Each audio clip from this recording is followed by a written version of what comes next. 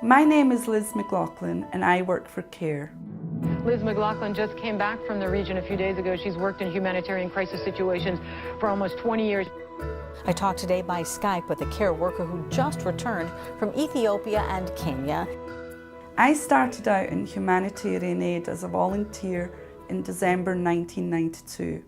I volunteered with a Scottish organisation and started driving humanitarian aid trucks to Bosnia and Herzegovina during the war. Recently, with CARE, I travelled to Peru with some American volunteers. They were amazing, enthusiastic people who travelled across a hemisphere to reach out to others. My most recent trip for CARE was to Jordan in the Middle East. CARE is helping Syrian refugees there, people who fled their country as bombs fell.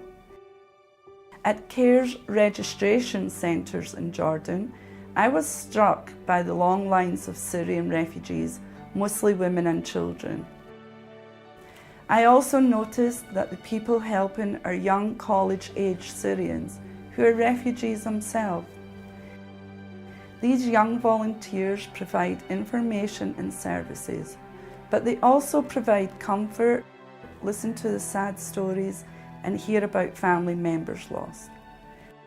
These volunteers have seen atrocities during the war in Syria. They lost loved ones. Their houses were flattened by shelling. I watched these young, energetic, educated Syrians whose dreams were squashed because of the conflict. I seen in their eyes such commitment to help people and realised, like many of us in our lives, they believe in people's rights. These CARE volunteers have suffered so much themselves. They have every reason to break down, to give up, but they're not.